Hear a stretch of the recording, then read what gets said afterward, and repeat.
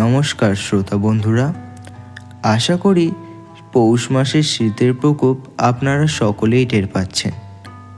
আচ্ছা, পৌষ মাস বলতেই মনে পড়ে যায় না পিঠে পুলির কথা?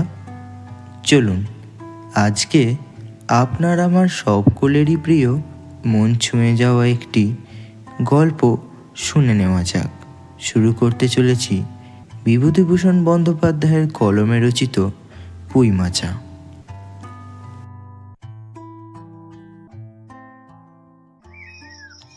সহায় হরিচাটুর্যে উঠানে পা দিয়াই স্ত্রীকে বলিলেন, একটা বড় বাটি কি ঘটি যা হয় কিছু দাও তো। তারও খুঁড়ো গাছ কেটেছে, একটু ভালো রস আনি। স্ত্রী অন্নপূর্ণা খড়ের রান্নাঘরের দাওয়ায় বসিয়া শীতকালের সকালবেলা নারকোল তেলের বোতলে ঝাঁটার কাঠি পুড়িয়া দুই আঙুলের সাহায্যে ঝাঁটার কাঠি লগ্ন জমানো তেলটুকু সংগ্রহ করিয়া চুলে মাখাইতেছিলেন। স্বামীকে দেখিয়া তাড়াতাড়ি গায়ের কাপড় একটু টানিয়া দিলেন মাত্র, কিন্তু বাটিকি ঘটি বাহির করিয়া দিবার জন্য বিন্দু মাত্র আগ্রহ তো দেখাইলেন না, এমনকি বিশেষ কোনো কথাও বলিলেন না। সহায় হরি অগ্রবর্তী হইয়া বলিলেন, কি হয়েছে, বসে রইলে যে, দাও না একটা ঘটি। আহ, খেন্তি টেন্তি সব কোথায় গেল ওরা? তুমি তেল মেখে বুঝি ছোঁবে না? অন্নপূর্ণা তেলের বোতলটি সরাইয়া স্বামীর দিকে খানিকক্ষণ চাহিয়া রহিলেন। পরে অত্যন্ত শান্ত সুরে জিজ্ঞেস করিলেন, তুমি মনে মনে কি ঠাউর করেছো বলতে পারো? স্ত্রীর অতিরিক্ত রকমের শান্ত সুর সহায় হরির মনে ভীতির সঞ্চার করিল। ইহা যে ঝড়ের অবাহিত পূর্বের আকাশের স্থিরাবস্থা মাত্র। তাহা বুঝিয়া তিনি মরিয়া হইয়া ঝড়ের প্রতীক্ষায় রহিলেন। একটু আমতা আমতা করিয়া কহিলেন, কেন, কি কি আবার কি? অন্নপূর্ণা পূর্বাপেক্ষাও শান্ত সুরে বলিলেন, দেখো, রঙ্গ করো না, বলছি ন্যাকামি করতে হয় অন্য সময় করো। তুমি কিছু জানো না, কি খোঁজ রাখো না? এত বড় মেয়ে যার ঘরে, সে মাছ ধরে আর রস খেয়ে দিন কাটায় কি করে তা বলতে পারো? গায়ে কি গুজব রটেছে জানো? সহায় হরি আশ্চর্য হইয়া জিজ্ঞাসা করিলেন, কেন, কি গুজব? কি গুজব জিজ্ঞাসা করো গিয়ে চাটুর্যে বাড়িতে। কেবল বাগদি দুলেপাড়ায় ঘুরে ঘুরে জন্ম কাটালে ভদ্রলোকের গায়ে বাস করা যায় না। সমাজে থাকতে হলে সেরকম মেনে চলতে হয়। সহায় হরি বিস্মিত হইয়া কি বলিতে যাইতেছিল অন্নপূর্ণা পূর্বসৎ সুরে পুনর্বার বলিয়া উঠিলেন, এক ঘরে করবে গো, তোমাকে এক ঘরে করবে। কাল চৌধুরীতে চণ্ডীমণ্ডপে এসব কথা হয়েছে। আমাদের হাতে ছোঁয়া জল আর কেউ খাবে না। আশীর্বাদ হয়ে মেয়ের বিয়ে হলো না, ও নাকি উৎসুগ্য করা মেয়ে। গাঁয়ের কোনো কাজে আমাদের আর কেউ বলবে না। যাও, ভালো হয়েছে তোমার, এখন গিয়ে দুলে বাড়ি বাগদি বাড়ির উঠে বসে দিন কাটাও। সহায় হরি তাচ্ছিল্য ভাব প্রকাশ করিয়া বলিলেন, এই, আমি বলি না, কি জানো কি ব্যাপার? এক ঘরে সবাই এক ঘরে করেছে, এবার বাকি আছেন কালীময় ঠাকুর। ও, অন্নপূর্ণা তেলে বেগুনে জ্বলিয়া উঠিলেন। কেন, তোমাকে এক ঘরে করতে কি বেশি কিছু লাগে নাকি? তুমি কি সমাজের মাথা, নাকি একজন মাতব্বর লোক? চাল নেই, চুলো নেই, এক করার মুরদ নেই, চৌধুরীরা তোমার এক ঘরে করবে, তার এরকম কঠিন কথা কি? আর সত্যিই তো, এদিকে ধাড়ি মেয়ে হয়ে উঠল, হঠাৎ স্বর নামাইয়া বলিলেন, হলো যে 15 বছরের, বাইরে কমিয়া বলে বেড়ালে কি হবে? লোকের কি চোখ নেই? পুনরায় গলা উঠিয়া বলিলেন, না বিয়ে দেবার গা, না কিছু। আমি কি যাব পাত্র ঠিক করতে? সশরীরে যতক্ষণ স্ত্রীর সম্মুখে বর্তমান থাকিবেন, স্ত্রীর গলার সুর ততক্ষণ কমিবার কোনো সম্ভাবনা নাই বুঝিয়া সহায় হরি দাওয়া হইতে তাড়াতাড়ি একটি কাঁসার বাটি উঠাইয়া লইয়া খিড়কি দুয়ার লক্ষ্য করিয়া যাত্রা করিলেন। কিন্তু খিড়কি দুয়ারে একটু এদিকে কি দেখিয়া হঠাৎ থামিয়া গেলেন এবং আনন্দপূর্ণ স্বরে বলিয়া উঠিলেন, এসব কি রে খেন্তিমা, এসব কোথা থেকে আনলি? ও, এ যে 14-15 বছরের একটি মেয়ে আর দুটি ছোট ছোট মেয়ে। পিছনে লইয়া বাড়ি ঢুকিলা, তাহার হাতে এক ঝোড়া পুঁই শাক, ডাঁটাগুলি মোটা ও হলদে। হলদে চেহারা দেখিয়া মনে হয় কাহারা পাকা পুঁই গাছ উপড়াইয়া ফেলিয়া উঠানের জঙ্গল তুলিয়া দিতেছিল। মেয়েটি তাদের উঠানের জঙ্গল প্রাণপণে তুলিয়ে আনিয়েছে। ছোট মেয়ে দুটির মধ্যে একখানের হাত খালি, অপরটির হাতে গোটা 2-3 পাকা পুঁই পাতা জড়ানো কোনো দ্রব্য। বড় মেয়েটি খুব লম্বা, গোলগাল চেহারা, মাথার চুলগুলো কৃষ্ণ ও অগোছালো, বাতাসে উড়িতেছে। চোখ দুটো ডাগর ডাগর ও শান্ত। সরু সরু কাঁচের চুড়িগুলো 2 পয়সা ডজনের একটি সেফটি পিন দিয়ে একত্র করিয়া আটকানো। পিনটির বয়স খুঁজিতে হইলে প্রাগৈতিহাসিক যুগে গিয়া পড়িতে হয়।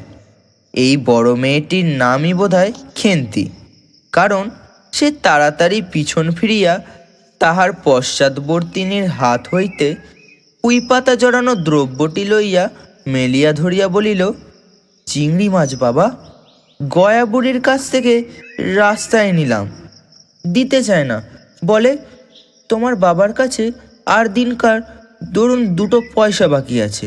আমি বললাম, দাও গা পিসি, আমার বাবা কি তোমার 2 পয়সা নিয়ে পালিয়ে যাবে?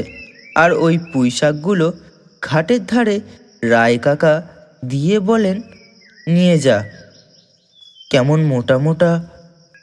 অন্নপূর্ণা দাওয়া হইতে অত্যন্ত ঝাঁঝের সহিত চিৎকার করিয়া উঠিলেন, নিয়ে যা! আহা, কি অমর্ত্যই না তোমাকে তারা দিয়েছে। পাকা পুঁইডাটা কাঠ হয়ে গিয়েছে, 2 দিন পরে ফেলে দিত। নিয়ে যা। আর উনি ওদের আগাছা উঠাইয়া নিয়ে এসেছেন। ভালোই হয়েছে, তাদের আর নিজেদের কষ্ট করে কাটতে হলো না। যত পাথুরে বোকা সব মরতে আসে আমার ঘাড়ে। ধাড়ি মেয়ে, বলে দিয়েছি না তোমাকে বাড়ির বাইরে কোথাও পা না দিতে? লজ্জা করে না এপাড়া ওপাড়া করে বেড়াতে? বিয়ে হলে যে 4 ছেলের মা হতে, খাওয়ার নামে আর জ্ঞান থাকে না? না, কোথায় শাক, কোথায় বেগুন, আর একজন বেড়াচ্ছেন কোথায় রস, কোথায় ছাই, কোথায় পাঁশ। ফেল বলছি ওসব, ফেল। মেয়েটি শান্ত অথচ ভয় মিশ্রিত দৃষ্টিতে মার দিকে চাহিয়া হাতের বাঁধন আলগা করিয়া দিল। পুঁই শাকের বোঝা মাটিতে পড়িয়া গেল। অন্নপূর্ণা বকিয়া চলিলেন, যা তো রাধি, ও আপদগুলো টেনে খিড়কির পুকুরের ধারে ফেলে দিয়ে আয় তো। এর যদি বাড়ির বার হতে দেখেছি, তবে ঠ্যাং না খোঁড়া করি তো। বোঝা মাটিতে পড়িয়া গিয়াছিল। ছোট্ট মেয়েটি কলের পুতুলের মতো সেগুলি তুলিয়া লইয়া খিড়কির অভিমুখে চলিল। কিন্তু ছোট্ট মেয়ে অত বড় বোঝা আঁকড়াইতে পারিল না। অনেকগুলি ডাঁটা এদিকে ওদিকে ঝুলিতে ঝুলিতে চলিল। সহায় হরির ছেলেমেয়েরা তাহাদের মাকে অত্যন্ত ভয় করিত। সহায় হরি আমতা আমতা করিয়া বলিতে গেলেন, তা এনেছে ছেলে মানুষ খাবে বলে, তুমি আবার। বরং পুঁইশাকের বোঝা লইয়া যাইতে যাইতে ছোট মেয়েটি ফিরিয়া দাঁড়ায়, মার মুখের দিকে চাহিল। অন্নপূর্ণা তাহার দিকে চাহিয়া বলিলেন, না না, নিয়ে যা, খেতে হবে না। মেয়ে মানুষের আবার অত নোলা কিসের? এক পাড়া থেকে আর এক পাড়ায় নিয়ে আসবে 2 পাকা পুঁই শাক ভিক্ষে করে। যা যা, তুই যা, দূর করে বনে দিয়ে আয়। সহায় হরি বড় মেয়ের মুখের দিকে চাহিয়া দেখিলেন, তাহার চোখ দুটা জলে ভরিয়া গিয়ে আসিয়াছে। তার মনে বড় কষ্ট হইল, কিন্তু মেয়ে যতই স্বাদের জিনিস হোক, পুঁই শাকের পক্ষপালম্বন করিয়া দুপুরবেলা স্ত্রীকে চটাইতে তিনি আদৌ সাহসী হইলেন না। নিস্তব্ধে খিড়কি দৌড় দিয়া বাহির হইয়া গেলেন। বসিয়া রাঁধিতে রাঁধিতে বড় মেয়ের মুখের কাতর দৃষ্টি স্মরণে পড়িবার সঙ্গে সঙ্গে অন্নপূর্ণার মনে পড়িল গত রন্ধনের পূর্বদিনে বাড়িতে 2 পুঁইশাক রান্নার সময় খেন্তি আবদার করিয়া বলিয়াছিল, মা, অর্ধেকগুলো কিন্তু একা আমার, অর্ধেক সব মিলে তোমাদের। বাড়িতে কেহ ছিল না। তিনি নিজে গিয়া উঠানের ও খিড়কি দুয়ারে আশেপাশে যে ডাঁটা পড়িয়াছিল সেগুলি কুড়াইয়া লইয়া আসিলেন। বাকিগুলো কুড়ানো যায় না, ডোবার ধারে ছাই গাদায় ফেলিয়া দিয়াছে। কুচো চিংড়ি দিয়া এইরূপে চুপি চুপি পুঁইশাকের তরকারি রাঁধিলেন। দুপুরবেলা খেন্তির পাতে পুঁইশাকের চচ্চড়ি দেখিয়া বিস্ময় ও আনন্দপূর্ণ ডাগর চোখে মায়ের দিকে ভয়ে ভয়ে চাহিল। 2-1বার এদিক ওদিক ঘুরিয়া আসিতেই অন্নপূর্ণা দেখিলেন উক্ত পুঁইশাকের একটুকারও তাহার পাতে পড়িয়া নাই। পুঁইশাকের উপর তাহার এই মেয়ের কিরূপ লোভ তাহা তিনি জানিতেন। জিজ্ঞাসা করিলেন, কি রে খেন্তি, আর একটু চচ্চড়ি দি? খেন্তি তৎক্ষণাৎ ঘাড় নাড়িয়া এই আনন্দজনক প্রস্তাব সমর্থন করিল। কি ভাবিয়া অন্নপূর্ণার চোখে জল আসিল। চাপিতে গিয়া তিনি চোখ উঁচু করিয়া চালের বাতায় গোজা ডালা হইতে শুকনো লঙ্কা পাড়িতে লাগিলেন। কালীময়ের চণ্ডীমণ্ডপে সেদিন বৈকালবেলা সহায়হরির ডাক পড়িল। সংক্ষিপ্ত ভূমিকা ফাঁদিবার পর কালীময় উত্তেজিত সুরে বলিল, সেসব দিন কি আর আছে ভায়া? এই ধরো কেষ্ট মুখুজ্জে, সব নইলে পাত্র দেব না করে কি কাণ্ডই না করলে। অবশেষে কিনা হরির ছেলেটাকে ধরে পড়ে মেয়ের বিয়ে দেয়, তবে রক্ষে। তার কি স্বভাব রাম বলো, 6-7 পুরুষের ভঙ্গ, পচা ক্ষত্রিয়। পরে সুর নরম করিয়া বলিলেন, তা সমাজের এসব শাসনের দিন কি আর আছে? দিন দিন চলে যাচ্ছে, বেশি দূর যায় কেন? এই যে তোমার মেয়েটি 13 বছরের। সহায়হরি বাধা দিয়া বলিতে গেলেন, এই শ্রাবণে 13। আহা, 13 আর 16 তফাৎ কিসের শুনি? 13 আর 16 তফাৎ কিসের? আর সে 13 হোক, চাই 16 হোক, চাই 50 হোক, তাতে আমাদের দরকার নেই। সে তোমার হিসেব তোমার কাছে, কিন্তু পাত্রর আশীর্বাদ হয়ে গেল, তুমি বেঁকে বসলে কি জন্যে শুনি? ও তো তোমার উৎসুগ্য করা মেয়ে, আশীর্বাদ হওয়া যা, বিয়ে হয় তাই। 7 পাকে যা বাকি। সমাজে বসে এইসব কাজগুলো তুমি যে করবে আর আমরা বসে বসে দেখব, এ তুমি মনে ভেবো না। সমাজে বামুনদের যদি জাত মারবার ইচ্ছে না থাকে, মেয়ের বিয়ে দেবার বন্দোবস্ত করে ফেলো। পাত্র রাজপুত্র না হলে পাত্র মেলে না, না? গরিব মানুষ, দিতে থুতে পারবে না বলেই শ্রীমন্ত মুখুজ্জেদের ছেলে ঠিক করে দিলাম। লেখাপড়া নাই বা জানলে, জজ ম্যাজিস্ট্রেট নাই বা হলে, তাহলে কি মানুষ হয় না? দিব্যি বাড়ি, বাগান, পুকুর, শুনলাম এবারে নাকি 20 জমিতে 4টি আমন ধানও করেছে। ব্যাস রাজার হাল, 2 ভাইয়ের অভাব কি? মণিগাঁয়ের উক্ত মুখুজ্জেদার মহাশয়ের পুত্রটি কালীময়ী ঠিক করিয়া দেন। কেন কালীময় মাথা ব্যথা করিয়া সহায়হরির মেয়ের বিয়ের সম্বন্ধ মুখার্জিদার মহাশয়ের ছেলের সঙ্গে ঠিক করিতে গেলেন, তাহার কারণ নির্দেশ করিতে যাইবার কেহ কেহ বলেন যে কালীময় নাকি মুখুজ্জেদার মহাশয়ের কাছ থেকে অনেক টাকা ধার করেন, অনেক দিনের সুদ পর্যন্ত বাকি, শীঘ্রই নালিশ হইবে ইত্যাদি। এ গুজব যে শুধু অবান্তর তাহাই নহে, ইহার কোনো ভিত্তি আছে বলে মনে হয় না। ইহা দুষ্টপক্ষের রটনা মাত্র। যাহাই হোক, পাত্রপক্ষ আশীর্বাদ করিয়া যাওয়ার দিন কতক পরে সহায়হরি টের পান পাত্রটি কয়েক মাস পূর্বে নিজের গ্রামে কি একটা করিবার ফলে গ্রামের এক কুম্ভকার বধূর আত্মীয় স্বজনের হাতে বেদম প্রহার খাইয়া কিছুদিন নাকি শয্যাগত ছিল। এরকম পাত্রের মেয়ে দিবার প্রস্তাব মনোপুত না হওয়ায় সহায় হরি সে সম্বন্ধ ভাঙিয়া দেন। দিন দুই পরের কথা। সকালে উঠিয়া সহায় হরি উঠানে বাতাবি লেবুর গাছের ফাঁক দিয়া যেটুকু নিতান্ত কচিরাঙা রৌদ্র আসিয়াছিল তাহায় আপতে বসিয়া আপন মনে তামাক টানিতেছেন। বড় মেয়ে খেন্তি আসিয়া চুপি চুপি বলিল, বাবা যাবে না? মা ঘাটে গেল। সহায় হরি একবার বাড়ির পাশে ঘাটের পথের দিকে জানি কেন চাহিয়া দেখিলেন।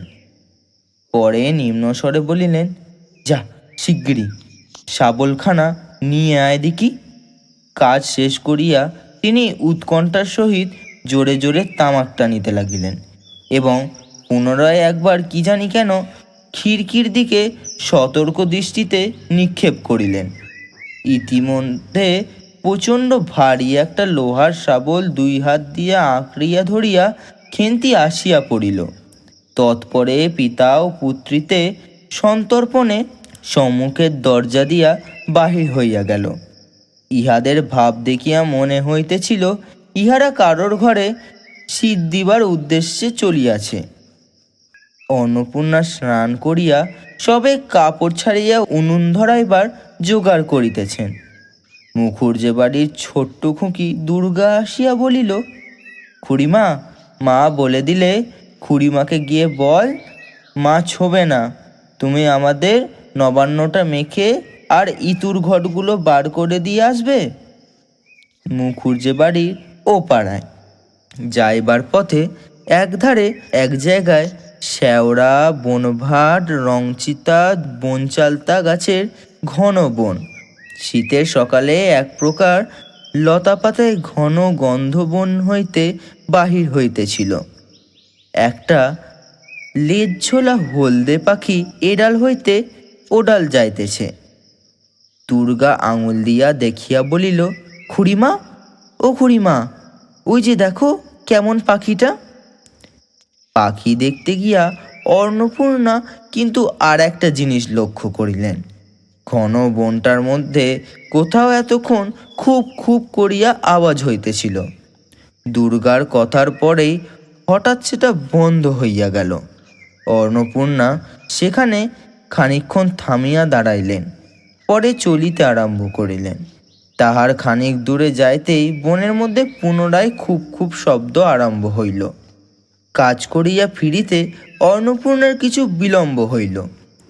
বাড়ি ফিরিয়া দেখিলেন খেন্তি উঠানের রোদ্দুরে বসিয়া তেলের বাটি সম্মুখে লইয়া খোঁপা খুলিতেছে। তিনি ক্ষীণ দৃষ্টিতে মেয়ের দিকে চাহিয়া দেখিয়া বলিলেন, এখনো নাইতে যাসনি যে? কোথায় ছিলি এতক্ষণ? খেন্তি তাড়াতাড়ি উত্তর দিল, এই যে যাই মা, এক্ষুনি যাব আর আসবো। খেন্তি স্নান করিতে যাইবার একটুখানি পরেই সহায় হরি সহোৎসাহে 15-16 সের ভারী একটা মেটে আলু ঘাড়ে করিয়া কোথা হইতে আসিয়া উপস্থিত হইলেন এবং সম্মুখে স্ত্রীকে দেখিয়া কৈফেতের দৃষ্টিতে সেদিকে চাহিয়া বলিয়া উঠিলেন, ও পাড়ার মশাই চৌকিদার রোজই বলে, কর্তা ঠাকুর, তোমার বাপ থাকতে তুমি মাসে মাসে এদিকে আমাদের পায়ের ধুলো পড়ত। অন্নপূর্ণা পূর্বের মতোই স্থির দৃষ্টিতে স্বামীর দিকে চাহিয়া বলিলেন, চুরি তো করবেই, 3 কাল গিয়েছে, 1 কাল আছে, মিথ্যে কথাগুলো আর এখন বলো না। আমি সব জানি, মনে ভেবেছিলে আপদ ঘাটে গিয়েছে আর কি। দুর্গার মা ডেকে পাঠিয়েছিল, ও পাড়ায় যাচ্ছি। শুনলাম বরজপোতার বনের মধ্যে কী সব খুব খুব শব্দ। তখনই আমি বুঝতে পেরেছি সারা পেয়ে শব্দ বন্ধ হয়ে গেল। সেই আবার খানিক দূরে গেলাম, আবার দেখি শব্দ। তোমার তো ইহকালও নেই, পরকালও নেই। চুরি করতে, ডাকাতি করতে, যা করতে ইচ্ছা হয় করো, কিন্তু মেয়েটাকে আবার ওর মধ্যে নিয়ে গিয়ে ওর মাথা খাওয়া কিসের জন্য? সবাই হরি হাত নাড়াইয়া বরজপোতায় তাহার উপস্থিতি থাকার বিরুদ্ধে কতগুলি প্রমাণ উত্থাপন করিবার চেষ্টা করিতে লাগিলেন, কিন্তু স্ত্রীর চোখের দৃষ্টির সামনে তাহার বেশি কথাও জোগাইল না, বা কথিত উক্তিগুলির মধ্যে কোনো পর্বাপর্য সম্বন্ধও খুঁজে পাওয়া গেল না। আধ ঘন্টা পরে খেন্তি স্নান সারিয়া বাড়ি ঢুকিল। সম্মুখস্থ মেটে আলুর দিকে একবার আর চোখে চাহিয়া নিরীহ মুখে উঠানের আলনার অত্যন্ত মনোযোগের সহিত কাপড় মেলিয়া দিতেছিল। অন্নপূর্ণা ডাকিলেন, খেন্তি, এদিকে আয় শুনি। মায়ের ডাক শুনিয়া খেন্তির মুখ শুকাইয়া গেল। সে ইতস্তত করিতে করিতে মার নিকট আসিলে তিনি জিজ্ঞাসা করিলেন, এ মেটে আলুটা দুজনে মিলে তুলে এনেছিস না?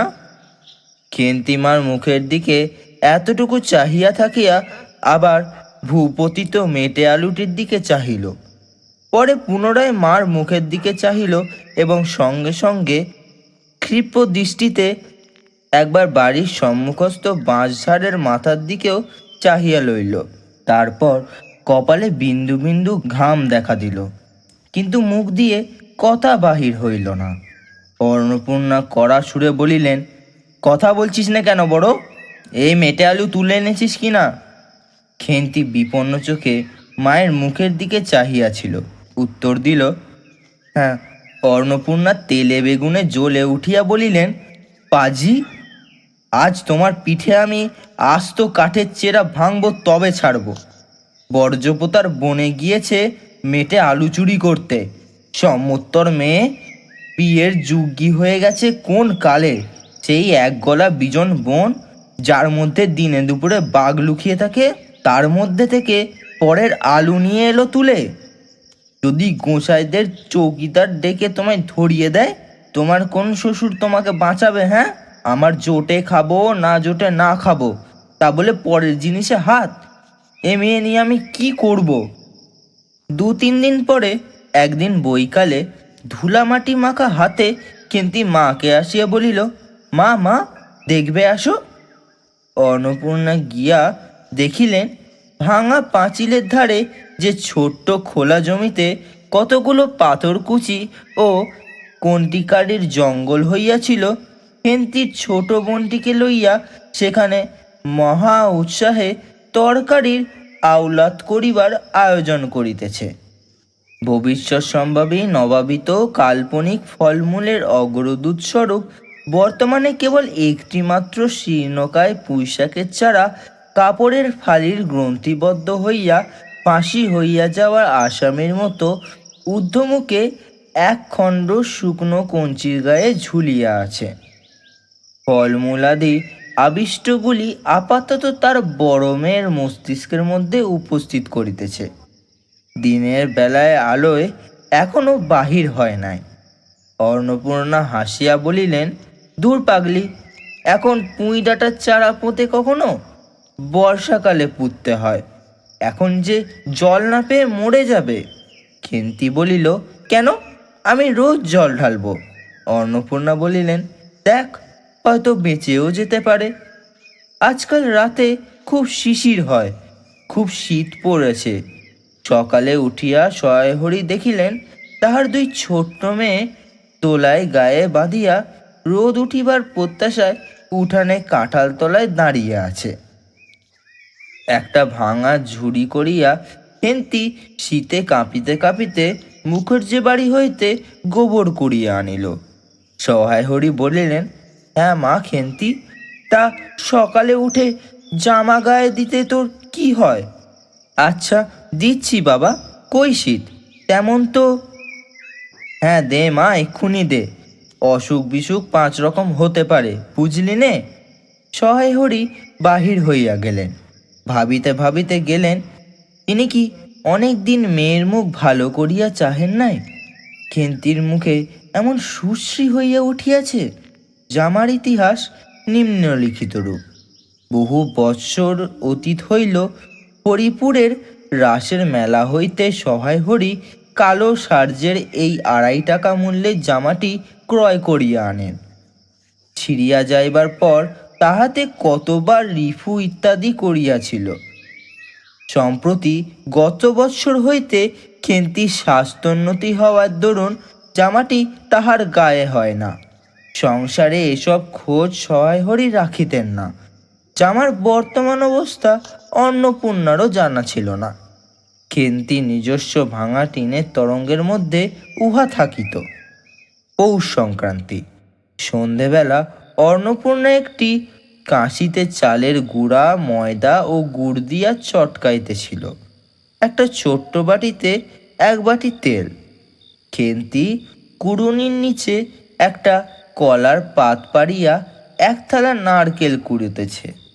অন্নপূর্ণা প্রথমে খেন্তির সাহায্য লইতে স্বীকৃতি হয় নাই, কারণ সে যেখানে সেখানে বসে, বনে বাদারে ঘুরে ফেরে।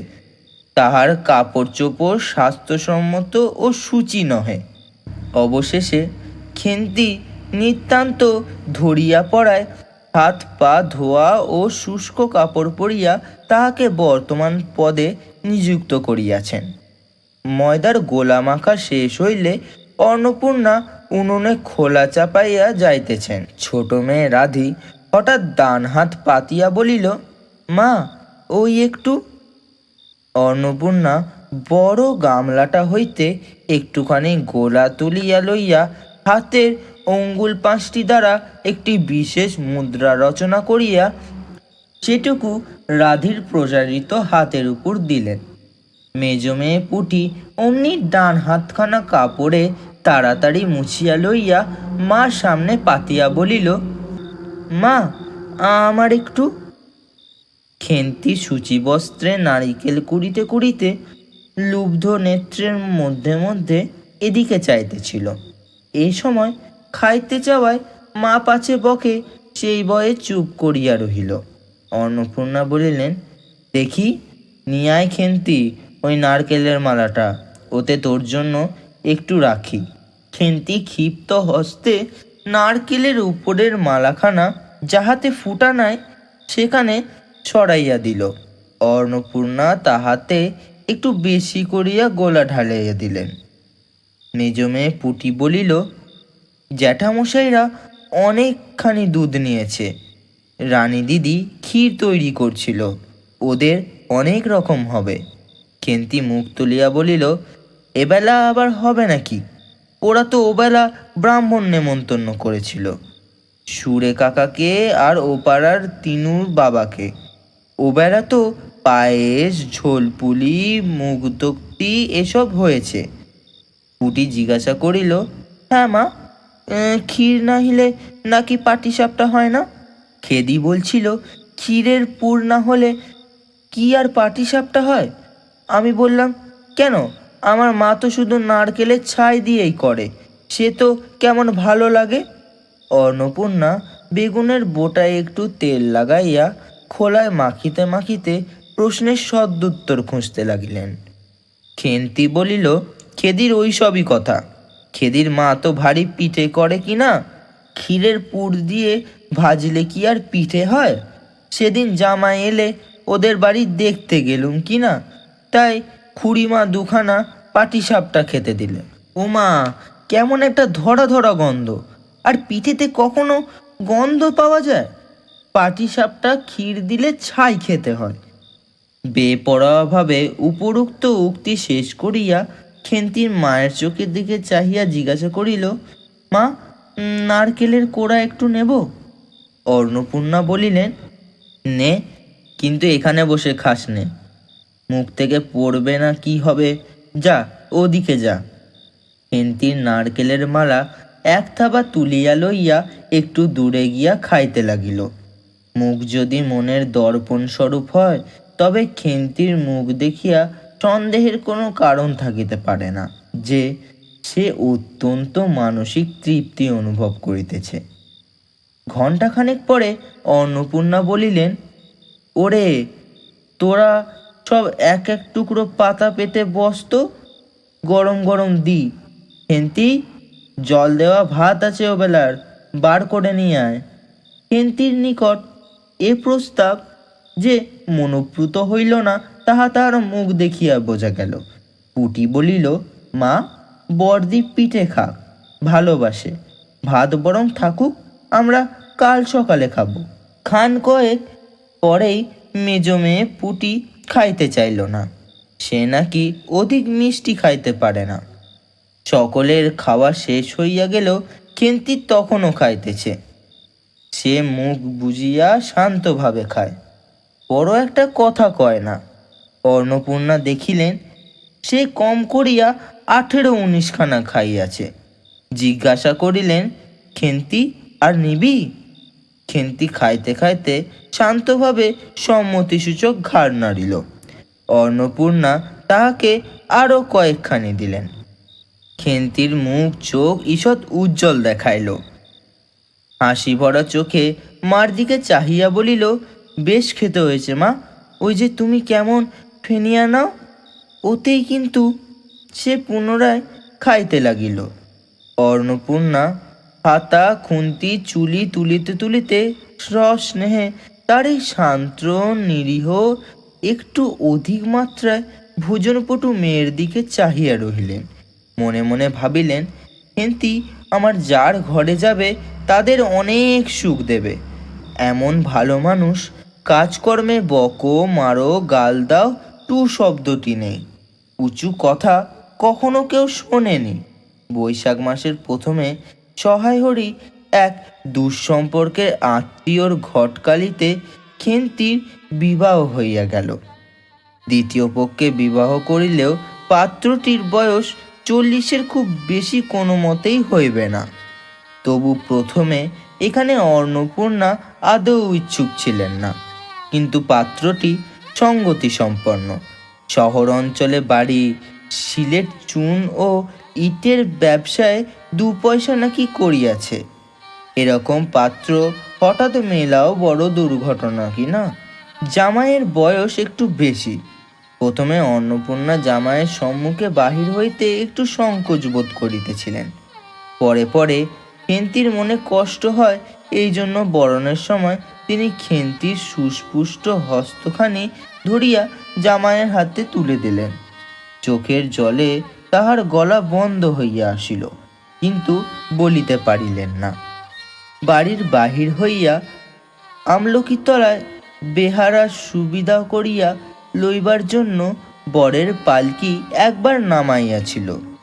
অন্নপূর্ণা চাহিয়া দেখিলেন, বেড়ার ধারে নীল রঙের মেদি ফুলের গুচ্ছগুলি যেখানে নত হইয়া আছে, খেন্তির কম দামের বালুচরের রাঙা চেলির আঁচলখানা পালকির বাহির হইয়া সেখানে লুটাইতেছে। তাই এই অত্যন্ত অগোছালো, নিতান্ত নিরীহ এবং একটু অধিক মাত্রায় ভোজনপটু মেয়েটিকে পরের ঘরে অপরিচিত মহলে পাঠাইতে তার বুক উদ্বেল হইয়া উঠিয়াছিল। খেন্তিকে কি অপরের ঠিক বুঝিবে? যাইবার সময় খেন্তির চোখের জলে ভাসিতে ভাসিতে সান্ত্বনার সুরে বলিয়াছিল, মা, আষাঢ় মাসে আমাকে এনো, বাবাকে পাঠিয়ে দিও, 2 মাসই তো।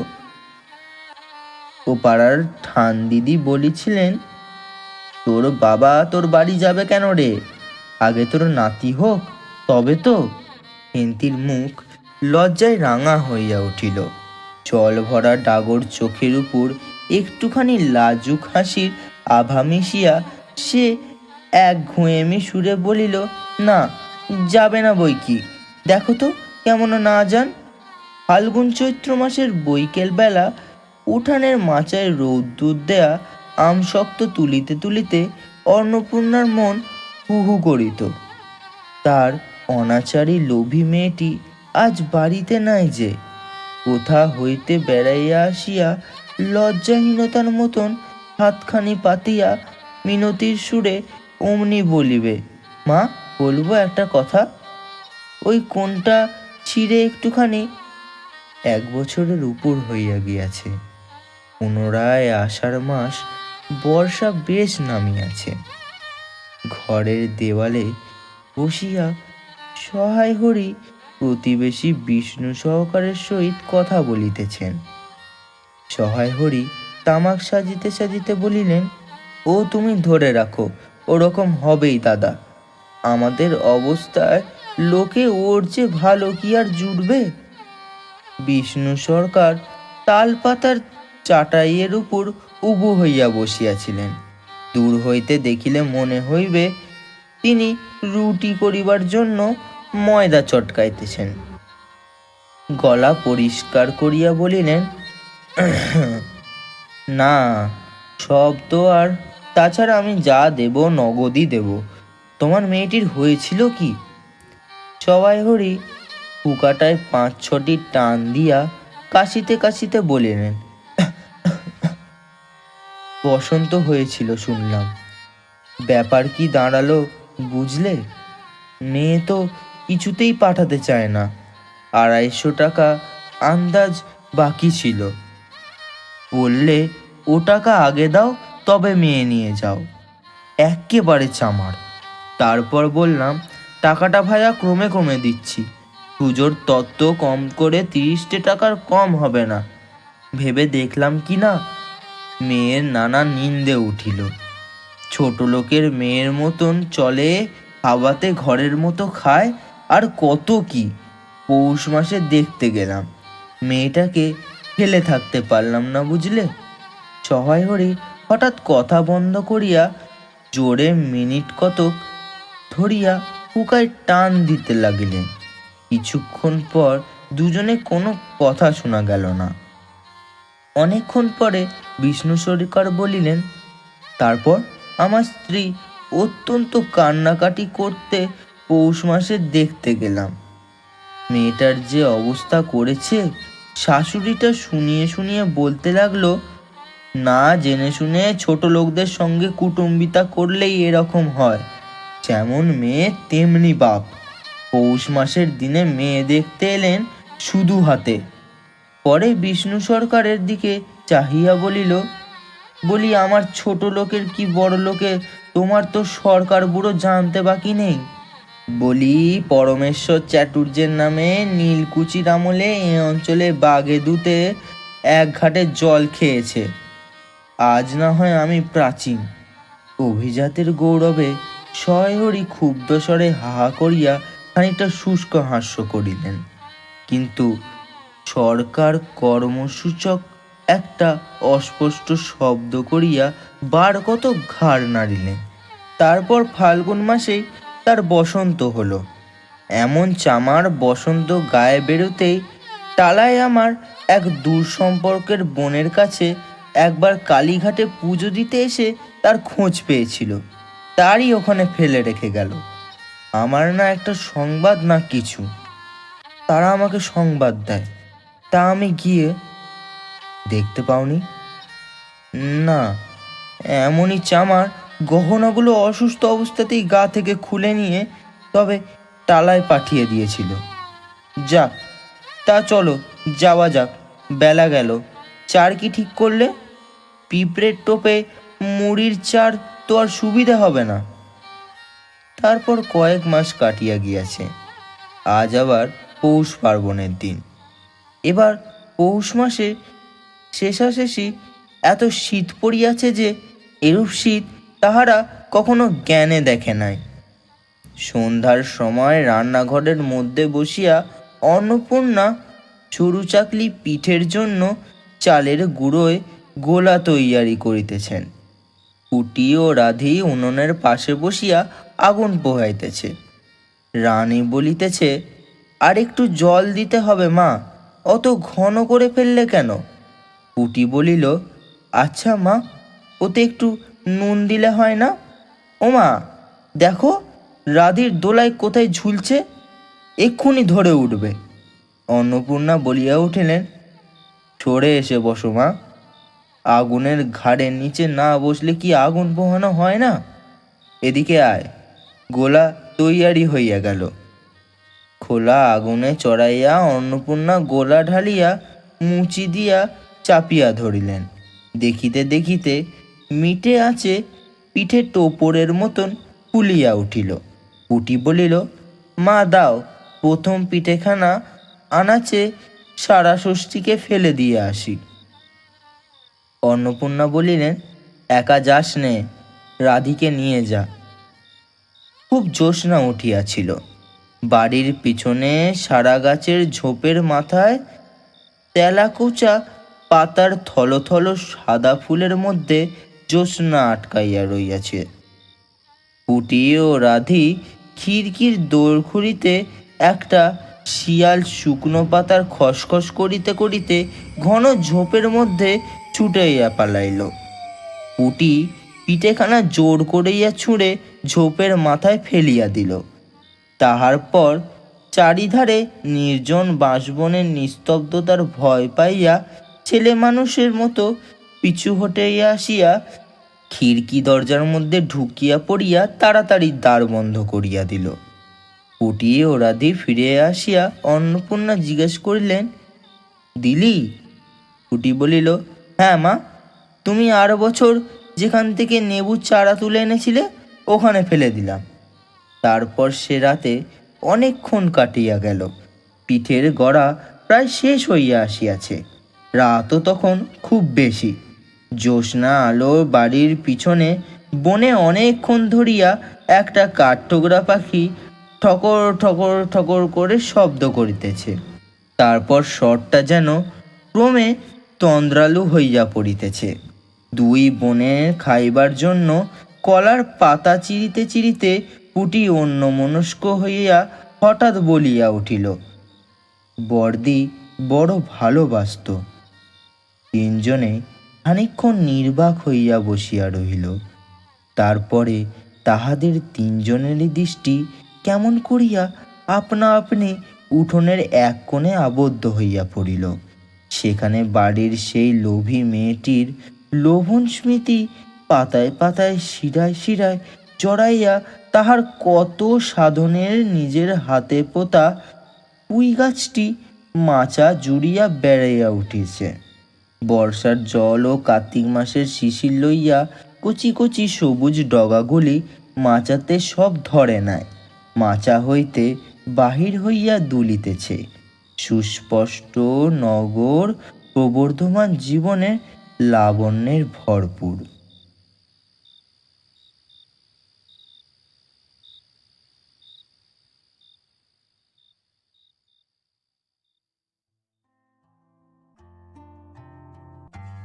এভাবেই মানুষরা চলে যায়, শুধু থেকে যায় তাদের কিছু স্মৃতি, তাদের কিছু অভ্যাস। আজকে আপনারা শুনলেন বিভূতিভূষণ বন্দ্যোপাধ্যায়ের কলমে রচিত পুঁইমাচা। ভালো লাগলে অবশ্যই লাইক, শেয়ার এবং কমেন্ট করে নিজেদের মতামত জানাবেন এবং সাবস্ক্রাইব করে আমাদের পাশে থাকবেন। আবার ফিরে আসব পরের সপ্তাহে নতুন একটি রোমাঞ্চকর গল্প নিয়ে। ধন্যবাদ।